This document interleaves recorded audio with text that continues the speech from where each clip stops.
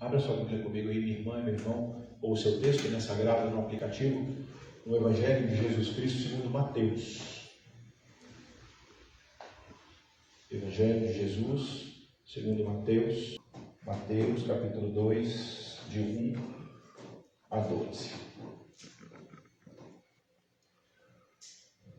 Tendo Jesus nascido em Belém da Judéia, em dias do rei Herodes, eis que vieram os magos do Oriente a Jerusalém e perguntaram: onde está o recém-nascido, rei dos judeus?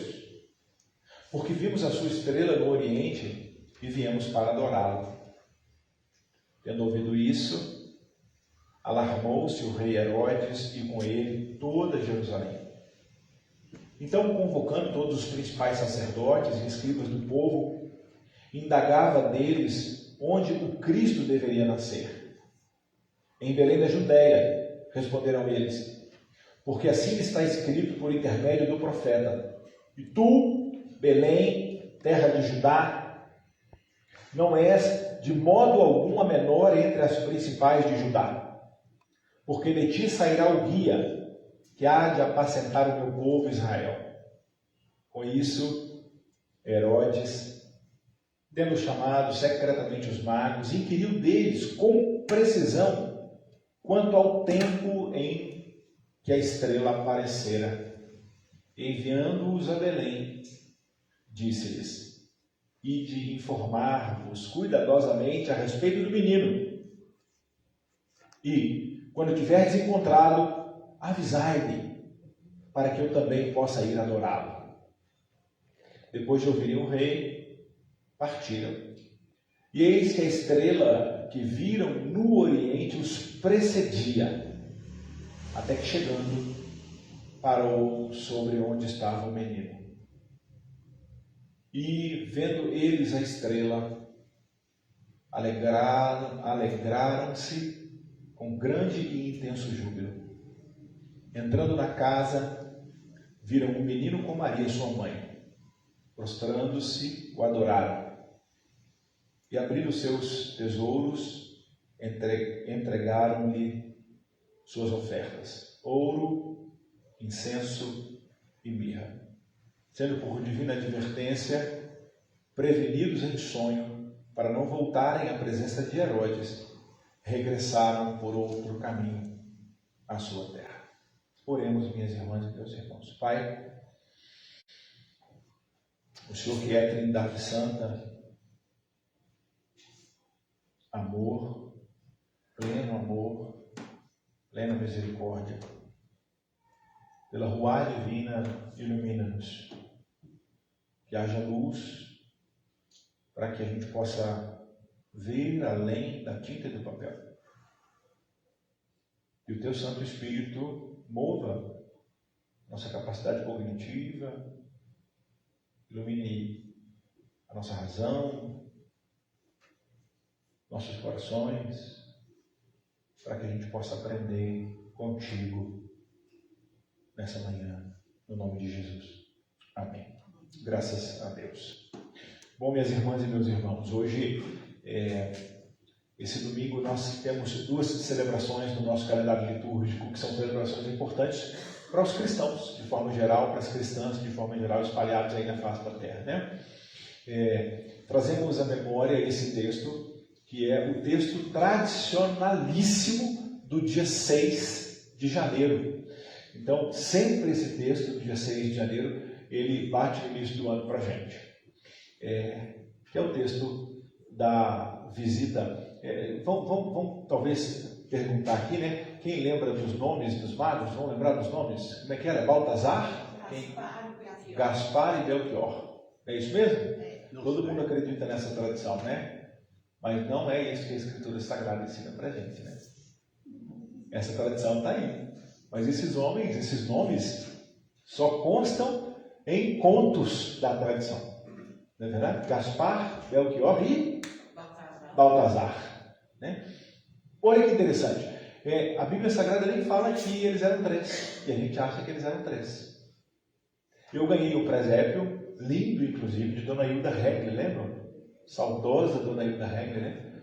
O último presépio que Dona Hilda teceu de crochê e me deu de presente, teceu durante mais de um ano. Está lá, os 3 reizinhos magos, maravilhosos. Está lá, inclusive, não está desmontado, vou desmontar amanhã. Né? Deixei esse ano até na segunda-feira para desmontar amanhã o meu presépio lá em casa, que a Dona Hilda Regia fez para mim de presente, e tenho aqui uma memória maravilhosa. Mas eu estou aqui começando com uma brincadeira com vocês para a gente pensar em povos diferentes, em etnias diferentes, em gente que não faz parte da tradição judaica. Muito possivelmente sacerdotes do zoroastrismo, uma religião antiga, muito antiga, que era baseada nos estudos dos astros. E esses homens, não sabemos quantos, perceberam uma luz. Outra coisa que para a gente também faz parte da teologia. A teologia traz para a gente essa nova estrela. Por que eu estou falando que a teologia traz para nós essa estrela? Tem gente que de alguma forma tenta estudar os astros mais ou menos na época que Jesus nasceu. Tem gente que acha que Júpiter encontrou com não sei quem e que iluminou. Está tudo bem, se for assim, não tem problema se for assim. Mas eu quero dizer para vocês que no primeiro século e antes, nos séculos antes de Jesus, toda vez que um rei importante surgia na história, a história narra uma luz distinta nascida no céu. Então, é muito mais teologia, poesia, do que fato. Isso diminui o texto? Não. Não tem problema nenhum. O importante para nós é a gente resgatar o lugar daquele que ilumina, daquele que é a luz, daquele que dá um sinal, daquele que atrai, olha que coisa fantástica, com um sinal, gente de outra religião, de outra etnia, povos diferentes, excluídos inclusive, que não tinham o direito de entrar em alguma celebração judaica. Eles não podiam entrar no templo, eles eram impuros.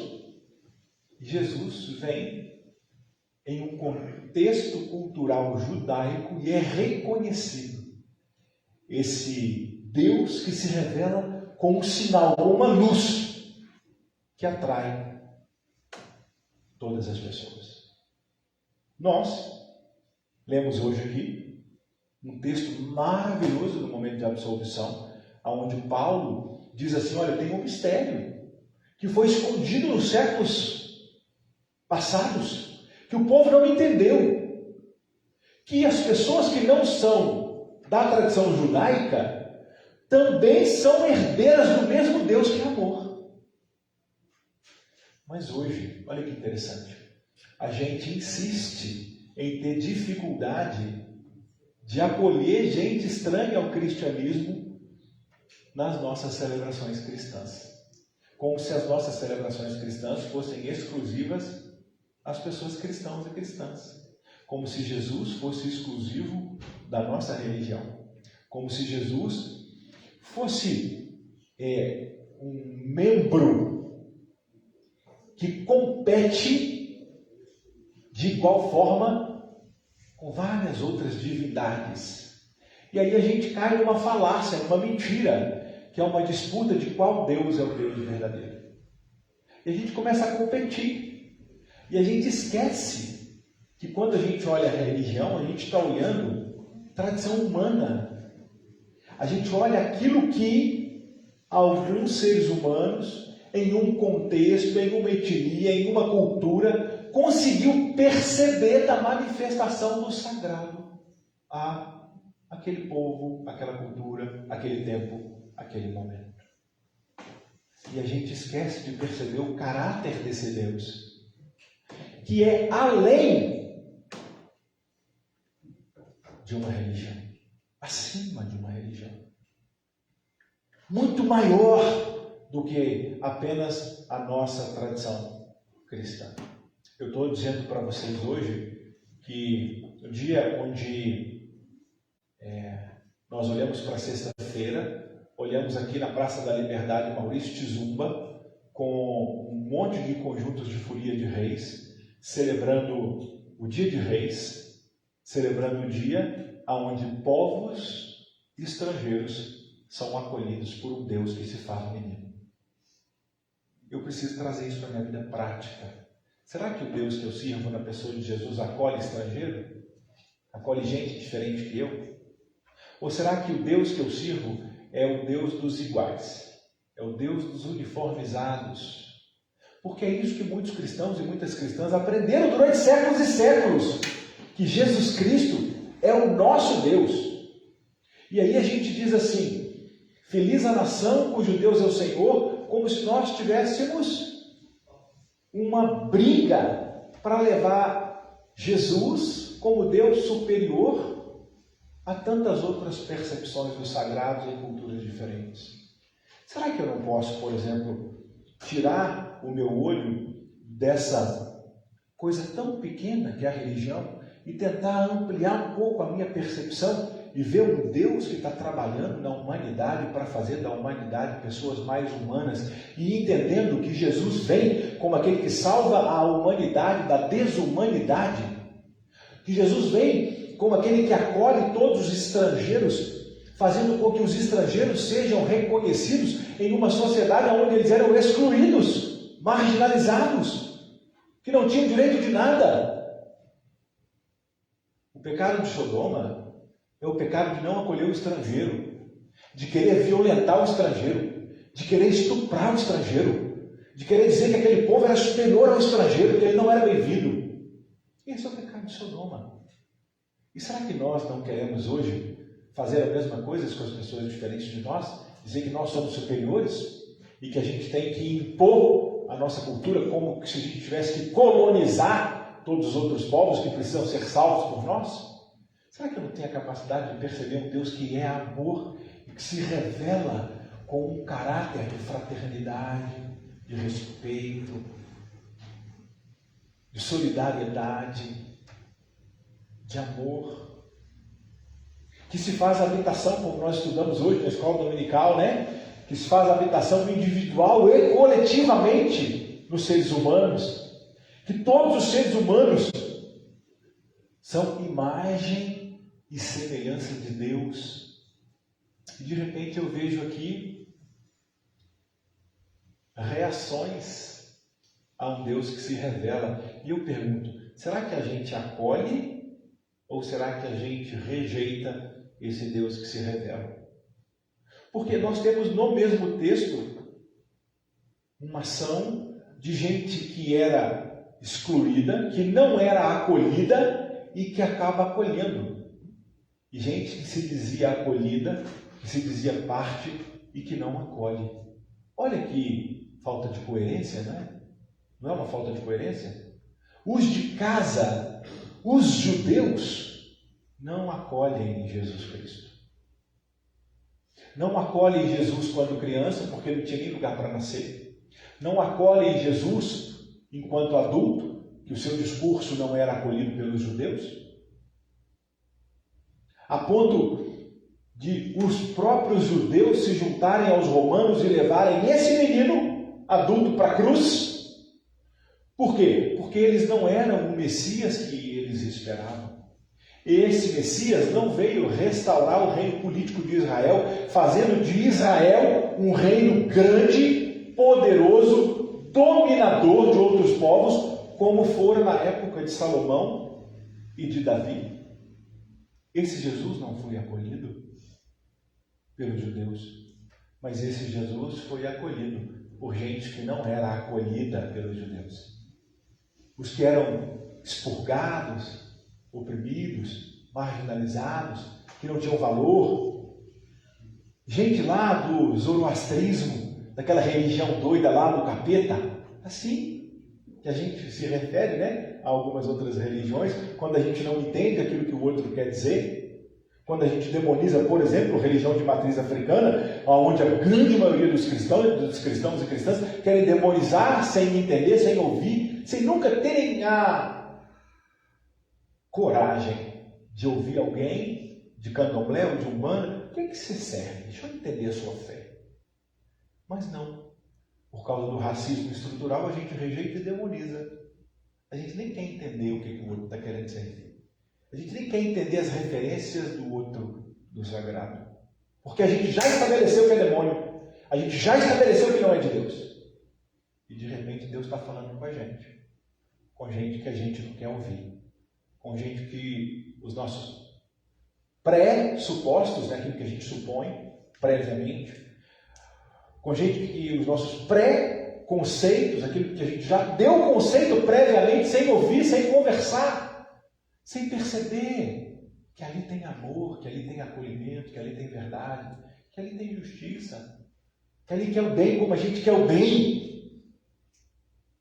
E a gente tem dificuldade em ouvir. Então, Epifania, que é a celebração do dia 6 de janeiro, que é a manifestação desse Deus como luz para outros povos, é para nós um momento de ressignificar a nossa postura de fé, de maneira muito especial para com as pessoas que a gente marginaliza, que a gente não aceita. Porque Jesus foi acolhido por gente que não era acolhida. E a gente precisa entender isso, gente. A gente precisa ser mais humano e entender que, enquanto seres humanos, a gente precisa que a ética prevaleça àquilo que a gente coloca como o nosso jeito, ou a nossa prática, ou a nossa forma de ver. Se a ética é uma ética de respeito, é uma ética de amor, de repente Deus está se revelando, como essa luz que está acesa ali hoje, o último dia do ano, inclusive, né? Que a gente apaga no dia 6, eu deixei hoje acesa, para que a gente entenda essa vela, para que a gente entenda esse Cristo que ilumina as nossas escuridões, as nossas trevas, as nossas mazelas, as nossas dores.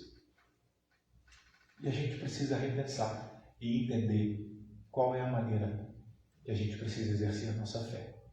E aí a gente finaliza só com uma memória. E aqui eu trago a memória do batismo. O que é o batismo? Se não um acolhimento. O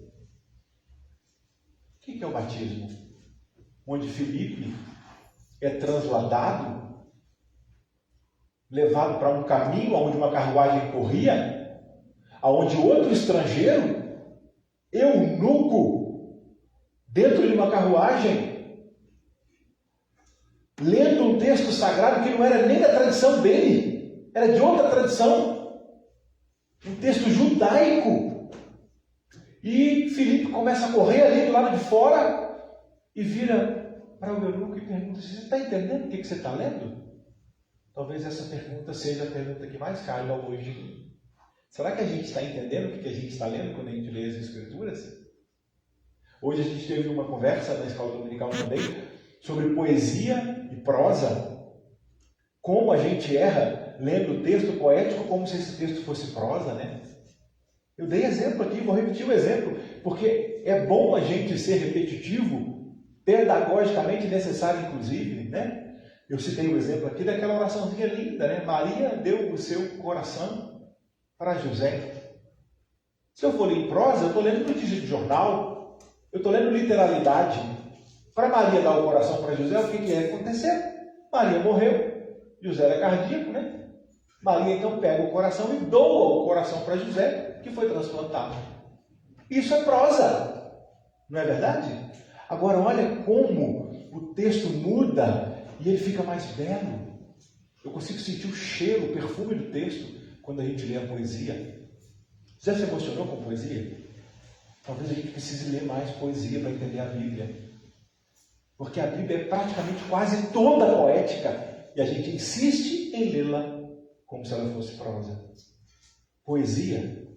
Maria deu o seu coração para José. Maria está voando.